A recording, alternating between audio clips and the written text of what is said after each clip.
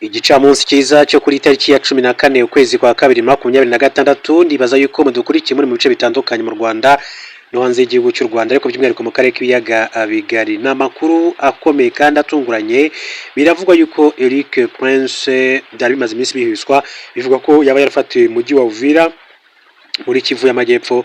Niwo mujyi wa kabiri ukomeye cyane muri ko uyu mujyi wa Uvira wari uherutse kuba wafatwa na 23 ariko ikaza kuvamo ku busabe bwa Leta Zunze Ubumwe za Amerika ndetse na Qatar kugira ngo bakomeze inzira y'ibiganiro bya diplomasi byabahuzaga Leta ya Kongo ndetse n'umutwe wa 23.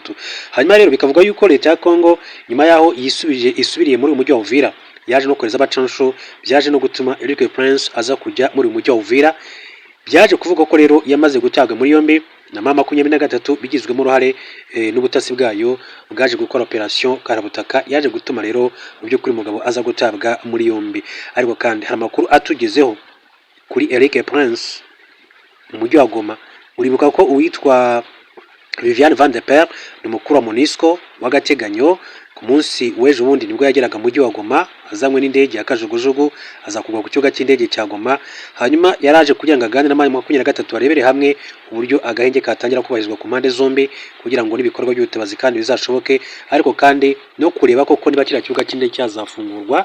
Ariko abantu bakurikiranira politike y'ibibera mu burasirazuba bwa Repubulika Demokarasi ya Kongo baravuga bati mwitonde, MONUSCO ifite impamvu zayo zindi ntabwo bapfa kumenya. Basaba ko 23 ikwiye gushishoza kandi kitonda kubyo igomba gusabwa n'uyu mutwe n'ubutumwa bwo kubungabunga amahoro muri Repubulika Demokarasi ya Kongo MONUSCO, kuko bwakunze kenshi kugaragaza ko buvogama cyane. Hanyuma rero Eric Prince uyu nguyu umukuru w'abacansho ba Black Water biravugwa yuko yamaze gutabwa muri yombi ndetse afungiye mu mujyi wa Goma. Hari itangazo ribigaragaza, ndaje ndarigaruka mu kanya gatoya mbere yuko ngiye kubanza kuba indishama cyandi makuru y'ingenzi agezweho muri aka kanya. Breaking news igezweho muri aka kanya ikomeje kugenda ivugwa nuko perezida w'igihugu cy'u Burundi yitwa Evariste Ndayishimiye amaze guhabwa inshingano zo kuyobora umuryango wa Afrika Yunze Ubumwe cyangwa se African Union. Hari inkuru yanditswe na kimwe bitangazamakuru bagira bati Perezida Ndayishimiye ukomeje kwenyegeza intambara muri RDC yatangiye kuyobora African Union. Perezida Evariste Ndayishimiye Burundi yatangiye kuyobora umuryango wa Afrika Yunze Ubumwe mu gihe kandi akomeje kwenyegeza intambara yo mu burasirazuba bwa Repubulika Demokarasi ya Kongo. Kuri wa 14 Gashyantare 2026 Ndayishimiye kandi yashyikirijwe ububasha bw'ubuyobozi bwa AU na Perezida wa Angola João Manuel Gonçalves. Akaba rero Lorenzo wari umaze umwaka ayobora uyu muryango ugizwe n'ibihugu 55 ubwo hatangiraga rero kumugaragara inama y'abakuru b'ibihugu na za guverinoma biwugize. Nyuma yo gushyikirizwa ububasha, Evariste Ndayishimiye kandi yabwiye bitabira inama Addis Abeba muri Ethiopia ko inshingano yashyikirijwe ziremereye, ibyatumye kandi ibaza uwo ari we wo kuyobora Afurika mu migambi yose ifite, agaragaza ko Imana izamufasha kuzisohoza. Yagize ati ndagira ngo mbashimire icyizere mwagiriye, ati mwagiriye Uburundi n'abarundi bose, ni inshingano iremereye mwashyize ku rutugu. Nagize amarangamutima nibaza nti ninde wo kuyobora Afurika yose mu cyerekezo mu gihe cy'umwaka. Kubera Imana ima imbaraga nzabishobora kubera ko nitoranya abakomeye ahubwo ikomeza abo yatoranyije. Ndayishimiye atangiye kandi zishingano mu gihe igihugu cye kiri mu ntambara mu burasirazuba bwa Repubulika Demokarasi ya Kongo. Ku rundi ruhande imiryango ibiri ihagarariye abanyamurenge batuye muri ntara ya Kivu y'Amajyepfo yareze Leta y'u Burundi mu rukiko rw'umuryango wa Afurika y'Uburasirazuba EAC ishinja gukorera muri Repubulika Demokarasi ya Kongo ibyaha by'intambara ndetse n'ibyibasiye ku muntu. Leta y'u Burundi yatangiye kandi kohereza ingabo ku mugaragaro muri Repubulika Demokarasi ya Kongo 22 hashingiwe ku masezerano impande zombi zagiranye y'ubufatanye mu kurwanya imitwe yitwaje intwaro y'abarundi irimo Red Tabara, FNL Zabamema na Forebu ikorera mu ntara ya Kivu y'Amajyepfo. Muri 23 impande zombi zaguye ubutumwa bufatanye. Leta y'u Burundi yohereza ingabo mu ntara ya Kivu y'Amajyaruguru kugira ngo zirwanye ihoro rya FC23, ariko kugeza mu mpera za 24 ryari ryaramaze kuzitsinda no kuzimanura muri Kivu y'Amajyepfo. Mu ntangiriro za 25 abarwanyi ba FC23 kandi bakomereje urugamba muri Kivu y'Amajyepfo birukana ingabo z'u Burundi mu bice byinshi cyane birimo Kavumu ndetse na Bukavu, zihungira muri teritwari ya Uvira hamwe n'indi mitwe bikorana irimo ingabo za RDC, FARDC, FDLR na Zalendo. Kuva ingabo kandi z'u Burundi zagera muri Uvira zashyize imbaraga mu bikorwa byo kurwanya umutwe witwaje intwaro wa MRDP twirwaneho ukorera muri komine ya Minembwe ihuza teritwari ya Uvira, Fizi na Mwenga, zirasa mu bice bituwe cyane abasivili cyane cyane aho mu bwoko bw'abanyamurenge. mu kwakira 2025 kuva mu kwezi kwa 10 2025 ingabo z'u Burundi zafashe icyemezo cyo gufunga inzira zose zihuza Minembwe n'ibindi bice birimo amasoko, amavuriro, ibyatumye kandi abanyamurenge bagorwa no kubona aho bahahira naho bivuriza, zitwaje ko ziri kurinda umujyi wa Uvira kugira ngo udafatwa na AFC M23 zinabashinja kandi gukora n'abanzi. Mu rwego rwo guhagarika bitero abanyamurenge kandi bari bakomeje kugabwaho n'ihuriro ry'ingabo zirimo iz'u Burundi, hanagamijwe kandi gufungura inzira zihuza Minembwe n'ibindi bice. Mu kuza 25 AFC M23 yafashe ibice byinshi cyane byo muri Uvira birimo n'umujyi waho, ingabo z'u Burundi kandi zirahunga.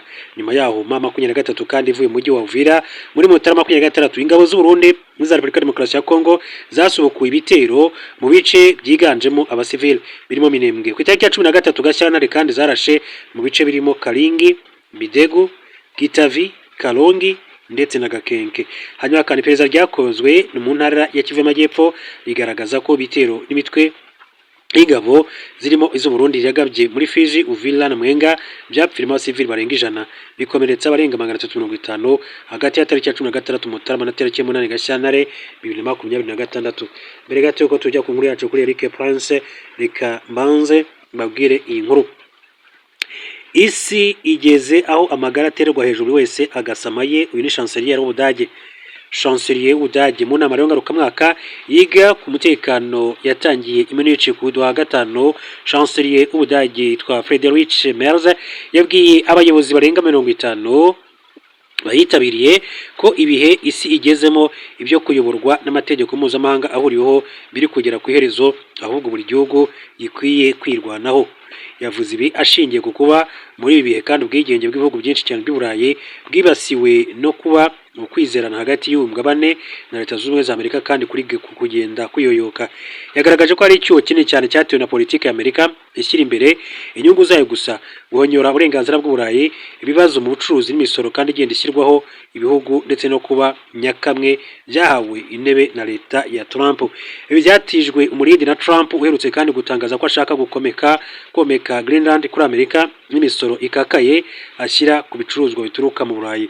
Friedrich Merz yavuze ko Uburayi bubibona nko kwibasira ubusugire bw'ibindi bihugu bigize umuryango wa NATO kandi bidakwiye mu guhangana n'ibibazo. Friedrich Merz yashyuye ko Ubudage buri mu biganiro by'ibanga n'Ubufaransa kugira ngo hashyirweho uburyo bw'ubwirinzi bushingiye ku ntwaro zirimbuzi mu Burayi. Mu gihe kandi byagerwaho byaba bivuze ko byinshi mu bihugu by'Uburayi bitakwishingikiriza ubuzirinzi bwa Amerika. Perezida w'Ubufaransa Emmanuel Macron yashimangiye ibi avuga ko uyu mugabane ugomba kandi kwihagararaho mu buryo bwose hatabayeho kwishingikiriza abandi.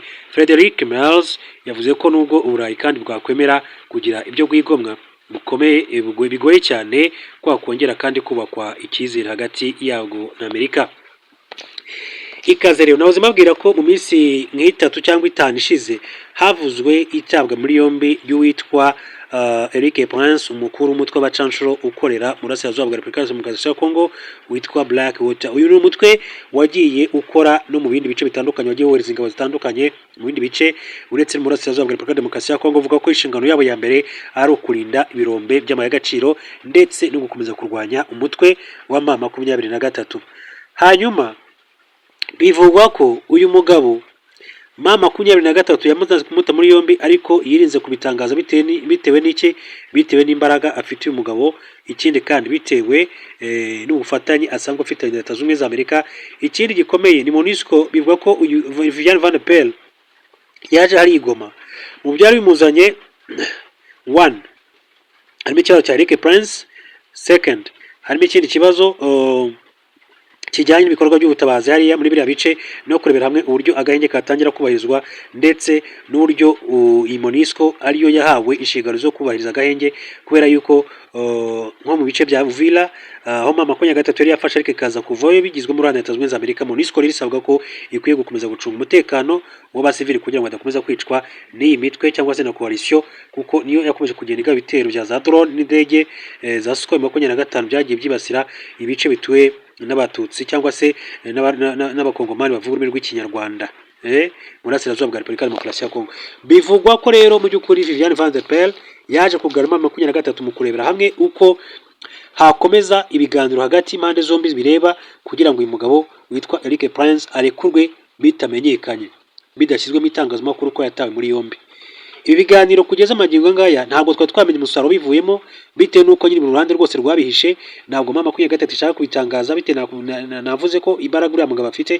Ikindi kandi bishobora gukurura umwuka mubi n'ubundi kuri mama 23, ibihugu bitandukanye bikaba byahaguruka, cyane cyane Leta Zunze Ubumwe za Amerika bikaba byashyira n'iherezo kuri umutwe wa mama 23, ko Leta Zunze Ubumwe za Amerika zifashe ingamba zo kohereza abasirikare mu burasirazuba bwa Kongo, byaba ari ibintu bikomeye cyane ku mutekano w'abasivili ndetse na mama 23 ubwayo. Gusa ariko bivuga ko Viviane Van de Pel mu cyamugenza agakina akomeye cyane harimo kugana mama 23 mu kurebera hamwe uko Eric Prince yarekurwa hatabaye uko ashyirwa ahagaragara cyangwa se bimenyeshwa izindi nzego, akerekanwa mu itangazamakuru ko yamaze gutabwa muri yombi. Uko byaba ari sakirirego, byaba ari scandal. Ngibyo rero, ikindi nakubwira rero n'ubundi uyu ni Eric Prince, binavugwa ko hari nk'inkuru yanditswe n'ikinyamakuru cy'akadomo cyandikira gutaha u Rwanda ari ku itariki ya 11 kwezi kwa 2026 n'ejo bundi, atuko abacanco ba Eric Prince bifashishijwe mu kugerageza gukura AFC 23 mu mujyi wa Uvira. Umunyamerika Eric Prince washinze umutwe w'igisirikare cy'igenga cya Blackwater yohereje abacanco mu ntara ya Kivu y'Amajyepfo kugira ngo bafashe ingabo za Repubulika ya Demokarasi ya Kongo kwisubiza umujyi wa Uvira wari wafashwe n'abarwanyi b'ihuriro rya mama 23. AFC 23 nafashe uyu mujyi tariki ya 9 Ukuboza 25, ikomereza kandi muri centre ya Makobola kuva mu mpera z'uko kwezi. Ingabo zidasanzwe za Repubulika ya Demokarasi ya Kongo z'umutwe wa Hibo na Chita zagabye ibitero bikomeye ku birindiro by'iri huriro zifashishije intwaro ziremereye, indege z'intambara ndetse na drone. Ku itariki ya 10 Gashyantare 2026, ibinyamakuru by'Abongereza Reuters byatangaje ko amakuru byakuye ku masoko ane yemeza ko Eric Prince yohereje abacanshuro kugira ngo bakoreshe izi drone mu gihe ingabo za RDC zari zikomeje kandi gukaza ibitero bigamije gukura mama 23 muri mujye no mu misozi miremire muri Kivu y'Amajyepfo. Aya makuru avuga ko abacanshuro bakoranaga n'abajyanama b'Abanya-Israel bagize uruhare mu gutoza imitwe ibiri y'ingabo zidasanzwe ya RDC ku buryo kandi zakwitwara ku rugamba ku manywa na nijoro. Gusa ngo aba Banya-Israel bo bari bafite inshingano yo gutoza gusa. Tariki ya 17 na 18 Mutarama, AFC 23 yakuye abarwanyi bayo bose muri uyu mujyi ishingiye ku busabe bwa Leta Zunze Ubumwe za Amerika zari zarayisezeranyije ko nibyubahiriza ibiganiro by'amahoro bibera i Doha muri Qatar bizasubukurwa. Icyo gihe akazi k'abacanco ba Eric Prince nikari kagikenewe ku rugamba, kuko ingabo za RDC n'imitwe y'abazarendo byasubiye muri uyu mujyi kuva mu gitondo cyo ku itariki ya 18 Mutarama bitarwanye. Umwe mu bayobozi kandi bavuganye n'ibi biro ntaramakuru yasobanuye ko aba bacanco basubiye mu nshingano yabo yibanze bahawe na Leta RDC yo kurwanya inyerezwa ry'amafaranga yinjizwa n'ubucukuzi bw'amabuye y'agaciro mu birombe bitandukanye. Yagize ati bari bakeneye kandi ubufasha mu kwisubiza Uvira, bifashishije kandi ubushobozi bwose bari bafite. Ubu basubiye mu mushinga wo kugenzura uburyo umusoro winjira. Nubwo abacanco ba Eric Prince kandi basubiye mu birombe by'amabuye y'agaciro, bivuga ko Leta RDC ishatse kongera kubitabaza ku rugamba basubirayo. Hanyuma rero itangazo ryashyizwe ahagaragara na mama 23, Corneille Nangaa yagaragaje ko itangazo rya Leta RDC ryo kwemera agahenge riyobya uburari. Umuyobozi w'ibiro rya AFC 23 rero Corneille Nangaa yagaragaje ko itangazo ry'ibiro bya Perezida wa Repubulika Iharanira Demokarasi ya Kongo ryemera agahenge kifujwe na Leta Angola ririmo kuyobya uburari, kuko ibitero by'ingabo z'iki gihugu rero bikomeje. Kuri wa 13 Gashyantare 2026, ibi biro byatangaje ko Perezida Felix Tshisekedi yemeye aka gahenge. Bisobanura ko mu bikagize harimo kutagura ibirindiro, kutongera imbaraga ingabo ziri mu bice biberamo imirwano no guhagarika kwakira ubufasha buva mu mahanga. Uyu munsi Corneille Nangaa yasubije ko mama 23 kandi yiyemeje kubahiriza agahenge kemerejwe muri gahunda y'amahoro ya Doha ishingiye ku ihame ryo kubahiriza inshingano mu rwego rwa politiki ndetse n'ubushake muri rusange bwo kugera ku mahoro binyuze mu biganiro. Corneille Nangaa yatangaje ko Leta RDC kandi iri kugerageza gutangira ibiganiro bishya mu gihe ibindi bikomeje, asobanura ko ibyo bishobora kandi kubisubiza inyuma intambwe yatewe imbere bigatereza ibisubizo byagakemuye ibibazo byihutirwa. Yagize ati binyuranyije n'itangazo ryo kwemera agahenge, Leta ya Kinshasa yagaragarije mu bikorwa byagenzuwe gukomeza ibikorwa byo gushoza intambara, ibitero bigabwa mu bice kandi bituwe cyane, gukoresha abacanshuro ndetse no kurasa buhumyi bigira ingaruka ku basivili batagira ikirengera, bigaragaza amahitamo kandi yayo yo gukomeza intambara irenga ku byo yiyemeje. Uyu muyobozi yakomeje agira ati kuki AFC-23 itangazo rya Kinshasa ryo kwemera ihame ry'agahenge si ikindi, ati ni uburyo bwo kwiyamamaza gusa ndetse no kugerageza kuyobya uburari hagamijwe kubeshya abaturage n'umuryango mpuzamahanga kwihuza inshingano ndetse no guhisha ko ikomeje gahunda ya gisirikare. Umunyamabanga uhoraho wa AFC-23 Benjamin Muninka yamenyesheje abanyamakuru barigoma ko mu gitondo cyo ku itariki ya 13 Gashyantare ihuriro ry'ingabo za leta ya RDC ryagabye ibindi ibitero. Mu yandi makuru akomeje kugenda avugwa, uretse uyu Colonel Nanga witwa Bertrand Bisimwa nawe yaratangaje. Bertrand Bisimwa akaba yarabashishiye impamvu yiyemeje kurwanya FDLR ihangayikishije u Rwanda. Uyu ni umuyobozi wungirije w'ihuriro rya AFC-23 ushinzwe ibikorwa bya politiki, imiyoborere na diplomasi. Bertrand Bisimwa yatangaje ko abarwanyi babo bafashe icyemezo cyo kurwanya umutwe w'iterabwoba FDLR kugira ngo ingabo z'u Rwanda zitazajya gusenyera muri Repubulika ya Demokarasi ya Kongo. Mu kiganiro na The East African, Bisimwa yashimangiye ko AFC-23 kandi n'u Rwanda bikorana mu rwego rw'umutekano, ariko ibyo bitavuze ko iki gihugu gifasha iri huriro haba mu rwego rwa gisirikare n'urwa politike, kandi ko ubwo bufatanye butambukiranya imipaka bitandukanye n'ibitangazwa na leta ya RDC.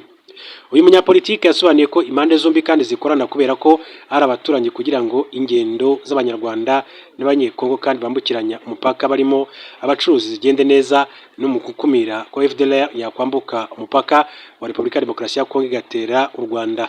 Yagize ati hari ibibazo biba hagati y'abaturanyi bisaba ubufatanye bwacu kandi buriho kubera imitwe yitwaje intwaro nka FDLR yishe abantu mu Rwanda, ihungira mu gihugu cyacu, itangira no kwica abantu bacu, abantu bahunze mu midugudu yabo baza mu mijyi kubera ikibazo cya FDLR. Yavuze ko mu rwego rwo kwisigasira FDLR kandi yatangiye kugenzura ibirombe by'amabuye y'agaciro muri RDC, amafaranga ikuramo ikaba kandi yagura intwaro, kandi ko ikomeza no kwinjiza abarwanyi bashya barimo abana kugira ngo rero bakomeze bakwirakwiza ingengabitekerezo yayo mu gihe kirekire ibishyira umutekano w'u Rwanda mu kaga. Bertrand Bisimwa yatangaje ko muri kwibaka FDLR leta ya RDC ikomeje kwimufasha kugira ngo izatere u Rwanda, ariko ko kuva mama ko ya gatatu yatangira kugenzura ibice byegereye umupaka yafashe icyemezo cyo kurwanya uyu mutwe w'iterabwoba kugira ngo u Rwanda rutajya muri Repubulika ya Demokarasi ya Kongo kwisenyera. Ati twaravuze tuti iki kibazo gishobora guteza ibibazo hagati yacu n'u Rwanda, ingabo z'u Rwanda zije mu gihugu cyacu n'abasivili bagirwaho ingaruka n'imirwano, rero twarisuganyije kugira ngo rero turinde umutekano waho, twirukane uyu mutwe witwaje intwaro kugira ngo rero u Rwanda rutazabigira impamvu yo kwambuka.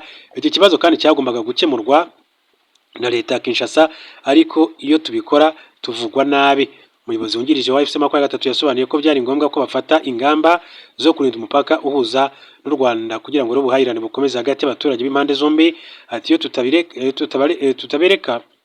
iyo tutabereka ko turi gukemura ikibazo cyabo bari gufunga umupaka, twebwe abanyekongo rero tukabihomberamo. FDLR ni umutwe washinzwe n'abagize uruhare muri jenoside yakorewe abatutsi mu mwaka w'1994, harimo interahamwe, ingabo zatsinzwe ex-FAR n'abanyapolitike bahoze mu butegetsi bwa Juvenal Habyarimana. Abayishinze kandi babanje kwiyita andi mazina arimo RDR, ALIR ndetse na PALIR. Biba bikomeza kugenda bivuga amakuru yo aba ari menshi cyane muri rusange, amakuru aba ari menshi cyane, tuba dukomeza kugenda tugarukaho. Reka mbabwire ko umujyanama mukuru wa perezida wa Leta Zunze Ubumwe za Amerika mu bufatanye na Afurika yitwa Masad Boulos yasabye ubutegetsi bwa Repubulika ya Demokarasi ya Kongo kubahiriza agahenge nk'uko bwabyemeye tariki ya 13 Gashyantare 2026. Ibiro bya perezida wa RDC byatangaje ko Felix Tshisekedi yemeye agahenge kasabwe na perezida wa Angola, akaba ari umuyobozi w'umuryango wa Afurika yunze ubumwe, biteganyijwe ko kazatangira kandi kubahirizwa tariki ya 18 Gashyantare. Byasobanuye ko nubwo Tshisekedi kandi yemeye agahenge, atazemera ko AFC-23 igerageza kandi ibikorwa byo kwagura ibirindiro, kongerera imbaraga abarwanyi bari mu bice biberamo urugamba no kwakira ubufatanye buva mu mahanga. Umuyobozi wa mama 23 Corneille Nangaa yatangaje ko nubwo leta ya RDC yatangaje ko yemeye agahenge kasabwe na Angola ikomeje kugaba ibitero ku basivili ndetse no ku birindiro by'iri ihuriro, ashimangira ko iri tangazo kandi rigamije kubeshya umuryango mpuzamahanga. AFC 23 yagaragaje ko nubwo leta ya Angola itayitumiye mu biganiro byabanjirije itangazo ry'icyifuzo cy'agahenge ntinamenyeshwe ibikubiyemo, isanzwe ishyigikiye gahunda y'amahoro kandi ko izakomeza kubahiriza agahenge agashingiye kuri gahunda ya Doha muri Qatar. Masar Boulos yagaragaje ko yishimiye itangazo rya leta ya RDC ryo kwemera agahenge, ashimangira ariko ko kadakwiye kugarukira mu nyandiko ahubwo ko kagomba no kubahirizwa. Ibitero birimo ibya drone bigahagarara. Yagize ati natewe imbaraga no kwemera kwa RDC icyifuzo cya Angola cy'agahenge, ibi bigomba kandi kujyana n'ibikorwa. Impande zose zigomba kandi guhagarika imirwano aka kanya, zirimo kandi ibitero bya drone bikomeje gutwara ubuzima bwa civil b'inzirakarengane. Leta ya Angola yasabye ko habaho agahenge gashya mu gihe kandi ingabo ziri mu butumwa bw'amahoro bw'umuryango w'abibumbye muri RDC MONUSCO zitegura gutangira kubahiriza kandi kemerejwe mu biganiro bya Doha, by'umwihariko muri teritwari ya Uvira. Ibyo rero biba bikomeza kugenda bivugwa. Tugeze mu isi rwose aho amagara aterwa hejuru wese agasamaye. Chancelier w'Ubudage ntiyabivuze, ntabwo ari byo mpimbye. Chancelier w'Ubudage Merz ati turi mu isi aho amagara aterwa hejuru buri wese agakora iki? Agasama aye. Ko babyifashe rwose. Hanyuma munyemere mbashimire cyane kandi mbifuriza ibihe byiza, by'umwihariko mwemwe mukomeza kujya mutwereka 5/5 ko mudukurikiye muri imbere mu Rwanda, mu majyepfo, mu majyaruguru, iburasirazuba, burengerazuba, namwe mudukurikira muri mu mujyi wa Kigali, mudukurikiye muri mu karere k'ibiyaga bigari, by'umwihariko muri Uganda ya Kampala, tubafite abantu benshi cyane mudukurikira. Nanabashimira cyane abahungu rwose ba General Music Nurugaba, nabonye ko nawe afite vuba cyane uruzinduko mu mujyi wa Kigali, azaza gusura se wabo, ni ukuvuga Perezida Paul Kagame ndetse n'abanyarwanda muri rusange. Hanyuma aho mu Burundi namwe mutwumvira mu Kirundo, mu Ngozi ndetse na Bujumbura, Gitega n'ahandi hose, mwese ndabifuriza ibihe byiza. Namwe mudukurikiye mu bice bitandukanye, Goma hariya mu burasirazuba bwa Congo, Kinshasa, abantu muri za Ituri, za Bunagana, mwese ndabifuriza kugira ibihe byiza. Tanzania abantu mudukurikiye muri Ngara, muri Dar es Salaam, muri hariya Zanzibar, muri Dodoma, mwese ndabifuriza ibihe byiza. Namwe muri Karagwe ndabifuriza kugira ibihe byiza. Andika muri comment section utubwire naho uherereye kugira ngo tujye tukumentioninga rwose muri aya makuru ya